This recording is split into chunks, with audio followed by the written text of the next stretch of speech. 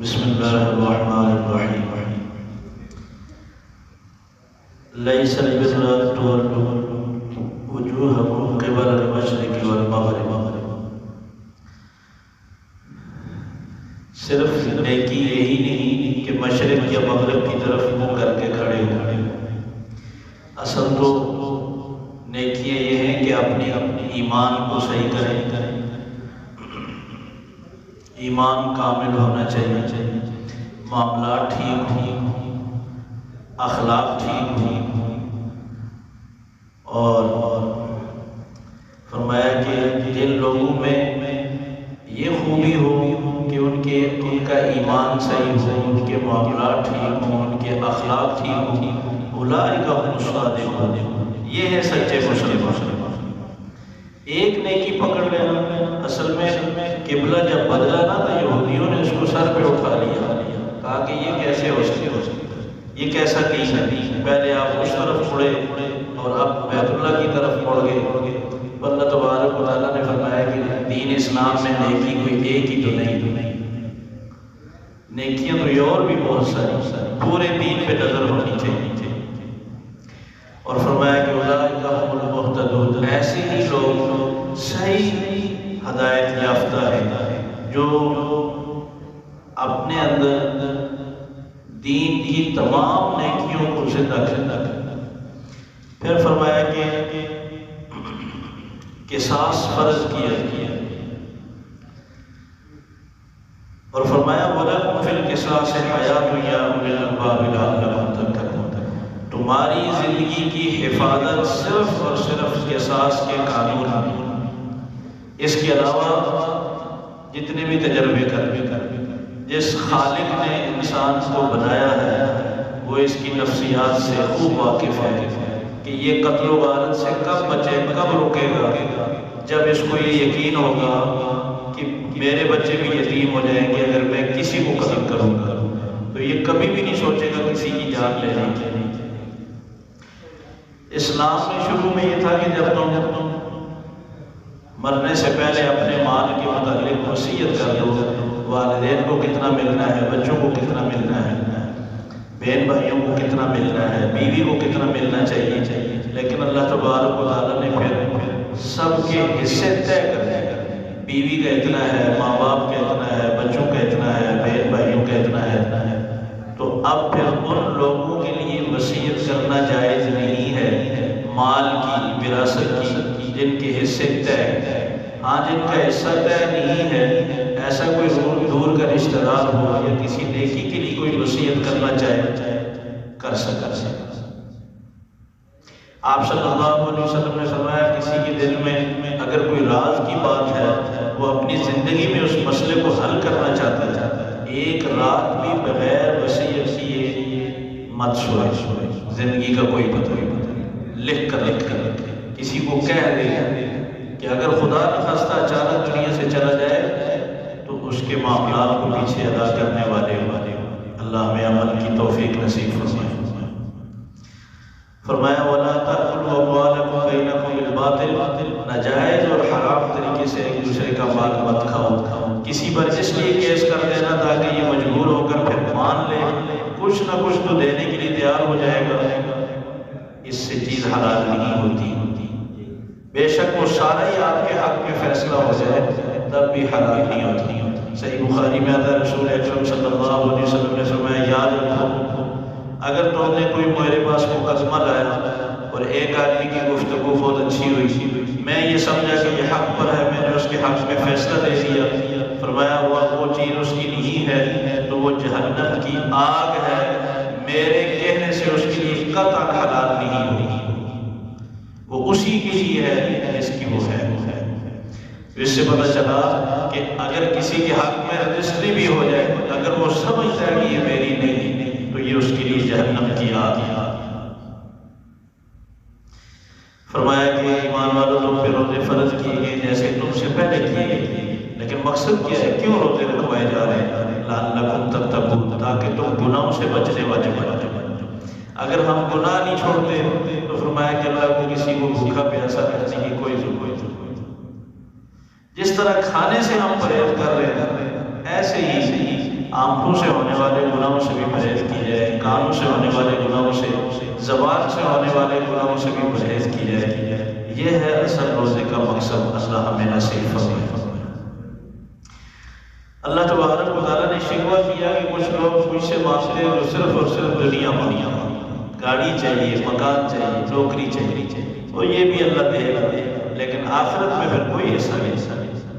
آخرت تو ان کے لیے جو آخرت مانگتے ہیں۔ پھر فرمایا کہ کچھ ایسے لوگ ہیں جو یوں مانگتے ہیں، ربنا آتنا فی الدنیا حسنہ وفی الآخرۃ حسنہ وقنا عذاب النار۔ یا اللہ ہمیں دنیا کی بھی ساری بلائیاں عطا فرما، آخرت کی بھی بلائیاں عطا فرما، اور آگ کے عذاب سے ہمیں بچانا۔ یہ مانگنے کا انداز اللہ خود سکھا رہا ہے۔ تو اللہ سے مانگا جائے تو کھل کر مانگا جائے۔ ہمارا تو ایمان ہے کہ دنیا کی زندگی کم ہے، اس کی ضروریات کم ہیں، آخرت کی زندگی لمبی ہے، اس کی ضروریات زیادہ ہیں۔ ہمیں دنیا سے بھی زیادہ آخرت مانگنی چاہیے۔ اللہ ہمیں عمل کی توفیق عطا فرمائے۔ فرمایا یا ایھا الذین آمنوا ادخلوا فی السلم کافۃ، اے ایمان والو صرف نمازی نہیں، صرف روزے نہیں، مکمل دین اختیار کرو، مکمل دین میں آئے۔ شیطان کے نقش قدم کوئی کام تمہارا ایسا نہیں ہونا چاہیے جو قرآن و سنت کے خلاف ہے۔ فَإِن زَلَلْتُم مِّن بَعْدِ مَا جَاءَتْكُمُ الْبَيِّنَاتُ فَاعْلَمُوا أَنَّ اللَّهَ عَزِيزٌ حَكِيمٌ۔ اتنا جاننے کے باوجود بھی اگر تم پھسل جاؤ اور شیطان کے نقش قدم اس کے طریقوں پہ عمل کرنے لگ جاؤ، رسول اکرم صلی اللہ علیہ وسلم کی سنت اور طریقے کو چھوڑ کر، تو یاد رکھو اللہ غالب ہے۔ کوئی انسان اللہ سے باعث نہیں۔ ہمیں جس طرح نماز میں احتیاط ہوتی ہے، روزے میں احتیاط ہوتی ہے کہ اللہ کے حکم کے مطابق ہم اس کو پورا کریں، تو شادیاں بھی ہماری ایسی ہونی چاہیے، ہمارے تقریبات اور خوشی کے پروگرام بھی ایسے ہونے چاہیے، ہم آزاد نہیں ہونے چاہیے۔ اللہ ہمیں اللہ سے مانگا ہے۔ فرمایا دیکھو ام حسبتم ان تدخلوا الجنہ، تم کیا سمجھتے جنت میں ویسے داخل ہو جاؤ گے؟ تم پر وہ مصائب اور تم پر وہ آزمائشیں نہیں آئیں گی جو تم سے پہلے ہو آئی۔ انہیں تو اتنا جھنجھوڑا گیا کہ وہ حیران اور پریشان ہو کر کہنے لگے یا اللہ وہ مدد کب آئے گی، کہاں ہے؟ تو یہی تو امتحان اور آزمائش ہے نا۔ کہتے ہیں پہلی شادی ہے کرنے دیں، پھر پتہ نہیں موقع ملے نہ ملے، اس پہلی خوشی میں تو اللہ آزمانا چاہتے ہیں۔ کہتے ہیں جی آخری بیٹھے ہیں، بھئی یہی تو آزمائش ہے، اس کے بعد پھر آپ سے کیا امتحان لے۔ کہتے ہیں حالات بڑے تنگ ہیں، اب جیسا کیسا نظارہ لینے دیں، یہی تو امتحان ہے۔ جب آپ خوشحال ہو جائیں گے پھر کیا امتحان۔ اس لیے فرمایا بغیر آزمائشوں کے امتحان کی تم جنت میں نہیں جا سکتے۔ اور فرمایا کہ دیکھو نکاح کے وقت اس بات کا خیال رکھا کرو کہ اس جس سے نکاح کرنا چاہتے ہو اس کے عقائد بھی ٹھیک ہیں کہ نہیں، شکل و صورت تو دیکھ لی، مکان تو دیکھ لیا، ان کے مال کو دیکھ لیا، خاندان کو بھی دیکھ لیا، لیکن عقائد بھی دیکھو۔ وَلَا تَنكِحُوا الْمُشْرِكَاتِ، اگر شرکیہ عقیدہ ہے تو پھر آپ کے لیے نکاح جائز نہیں ہے۔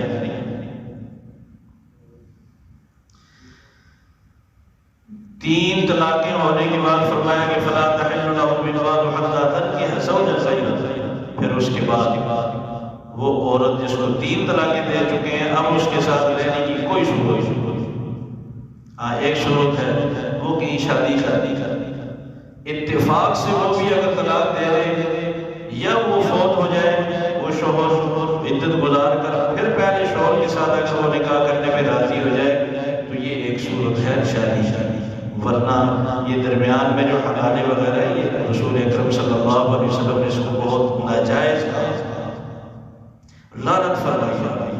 اللہ حفاظت فرمایا دودھ پینے والے بچوں کی دودھ کی مدت 2 سال، 2 سال سے پہلے بچے کو چھڑانا، یہ بچے پر 2 سال کے بعد پھر اس کی دودھ کی مدت پوری ہوئی۔ اس پر ایک اور فقہی مسئلہ بھی سمجھ لیں، 2 سال کی عمر کے بعد بچہ اگر کسی عورت کا دودھ پیے گا تو وہ عورت ماں نہیں بنے گی، اس کی بچیوں کے ساتھ اس کا نکاح پھر بھی جائز ہے۔ یہ ماں بیٹا تب بنتے ہیں جب 2 سال کی مدت کے اندر بچہ جنم ہوتا ہے۔ جن عورتوں کا شوہر فوت ہو جائے فرمایا ان کو 4 مہینے 10 دن عدت گزارنی چاہیے ہر حال میں، چاہے وہ جوانی کی عمر میں ہو یا بڑھاپے کی عمر میں۔ یہ عدت حقیقت میں شوق ہے، چاند کے حساب سے 4 مہینے 10 دن ہر حال میں گزرے گی۔ کہتی ہیں پہلے تو بہت سارے ضروری کام ہیں وہ نپٹا لے، پھر عدت بیٹھی۔ یہ عدت بیٹھنے سے نہیں شروع ہوتی، جس دن شوہر فوت ہو اسی دن سے شروع ہو جاتی۔ یہ ایسی ہے جیسے رمضان المبارک کا مہینہ چاند دیکھنے سے شروع ہو جاتا ہے۔ کوئی آدمی 10 دن کے بعد نیت کرے تو وہ 10 دن تو ضائع کر چکا ہے، اس لیے یہ عدت پہلے دن ہی سے شروع ہو جاتی ہے۔ جس سے نکاح جائز ہے اس سے عدت کے دوران بھی پردہ ضروری ہے، عدت سے پہلے بھی ضروری ہے، عدت کے بعد بھی ضروری ہے۔ جس سے نکاح جائز نہیں ہے وہ محرم۔ فرمایا کہ ساری نمازوں کی حفاظت کرو، خصوصاً درمیان والی نماز کی جو عصر کی نماز ہے، اس کے ضائع ہونے کا بہت ہی بڑا نقصان ہے۔ فرمایا جو لوگ اللہ کے راستے میں مال خرچ کرتے ہیں اس کی مثال ایسے ہے جیسے ایک دانہ بونے والے کو اللہ ایک پودا اگاتے ہیں، اس کے ساتھ 7 سٹے لگتے ہیں، ہر سٹے میں 100 دانہ لگتا ہے، تو وہ ایک دانے سے 100 دانے اللہ اگر کسان کو دیتے ہیں تو اللہ کے راستے میں خرچ کرنے والے کو 1 روپے کے بدلے میں 700 روپے۔ اور آگے فرمایا واللہ یضاعف لمن یشاء، اللہ جس کے لیے چاہے تو جتنا بڑھا، جتنا جذبہ اخلاص ہوگا اتنا ہی ثواب زیادہ ہوگا۔ سود کا تذکرہ کرتے ہوئے اللہ تبارک و تعالیٰ نے فرمایا جو کھا چکے وہ کھا چکے، اب رک جاؤ، اب بھی اگر نہیں رکتے تو پھر اللہ کی اور اللہ کے رسول کی تمہارے خلاف جنگ ہے، اس کے لیے تیار ہو گیا۔ اللہ ہماری حفاظت فرمائے۔ فرمایا جو آپس میں لین دین ادھار کرتے ہو یا پارٹنر بنتے ہو، حصہ دار بنتے ہو، یہ جتنے بھی اچھے تعلقات ہو حقیقی بھائی کیوں نہ ہو، اس کو لکھا کر۔ شروع میں تو شرماتے ہیں لکھنے سے، کیا کہے گا، جس دن ناراضگی ہو نا تو پھر سر میں ہاتھ مار دیں کہ ہم نے کیا کیا۔ کسی مظلوم کی آہ رد نہیں جاتی سوائے اس مظلوم کے جس نے لین دین کو لکھا نہ ہو، جب اس پہ ظلم ہو اور پھر وہ روئے اور دعائیں مانگے، اس کی دعائیں نہیں سنی۔ شرعی حقوق کو ٹالا کیوں؟ اس لیے فرمایا اس کو لکھو، خود لکھنا نہیں آتا کسی کو بلا لیکن لکھو ضرور، کسی کو گواہ بلا۔ آخری سورہ بقرہ کی آیات کے متعلق رسول اکرم صلی اللہ علیہ وسلم نے فرمایا یہ مجھے اللہ نے ایسا تحفہ دیا مجھ سے پہلے کسی نبی کو نہیں ملا۔ فرمایا رات کو سونے سے پہلے جو بندہ ان کو پڑھ کر سوئے گا اس کے لیے کافی۔ محدثین فرماتے ہیں حفاظت کے لیے کافی۔ بعض نے فرمایا کہ اس کا مطلب ہے پوری رات کی عبادت کے طور پر کافی، اور ہر حرف پر اللہ تبارک و تعالیٰ اس پر اس کا بدلہ عطا فرماتے ہیں۔ اس کا ترجمہ ضرور دیکھیں پھر آپ کو اندازہ ہوگا کہ کتنی عظیم دعائیں ہیں۔ سورہ آل عمران میں اللہ تبارک و تعالیٰ نے فرمایا کہ قرآن مجید میں کچھ بہت واضح آیات ہیں، اصل کتاب جو ہوئی جس میں کوئی کسی کا اختلاف نہیں۔ کچھ الفاظ ایسے جن کے معنی اللہ نے وضاحت کے ساتھ بتائے نہیں، اس کو متشابہات کہتے ہیں۔ ایسے الفاظ کی کھوج میں لگنے والے لوگ فرمایا یہ وہ ہیں جن کی دلوں میں کجی ہوتی ہے، دین پر عمل کرنا چاہتے ہی نہیں، وہ فتنے ہی کی تلاش میں رہتے ہیں کہ بس ایسا کوئی شوشہ چھوڑے کہ لوگ حیران اور پریشان ہو جائیں، کنفیوز ہو جائیں۔ فرمایا جو صحیح اہل علم ہے وہ کہتے ہیں بس ہمارا ایمان ہے، یہ اللہ کی طرف سے کلام اترا ہے، ہم اس کی مراد نہیں جانتے، اللہ ہی جانے۔ فرمایا کہ ان الدین عند اللہ الاسلام، اصل دین اسلام ہی اللہ کے ہاں دین اسلام ہی ہے، اور سب سے زیادہ پسندیدہ اللہ کی دین۔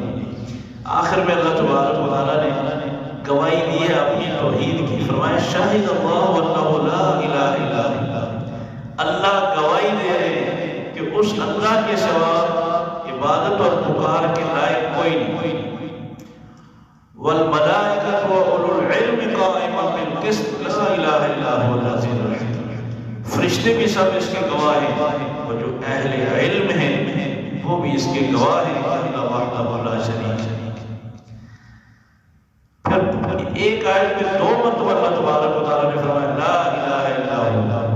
سوا پکار اور عبادت کے لائق کوئی نہیں ہے۔ کائنات میں اگر کوئی پکار کے لائق ہے ایک اللہ ہے۔ فرمایا کہ اگر آپ کا یہ پیغام مان لیں تو ہدایت پر ہیں، اگر نہ مانیں تو آپ صاف کہہ دیں میرے ذمہ اللہ کا پیغام پہنچانا تھا، ماننا یہ آپ کی ذمہ داری ہے۔ اللہ ہمیں صحیح سمجھنے کی عمل کی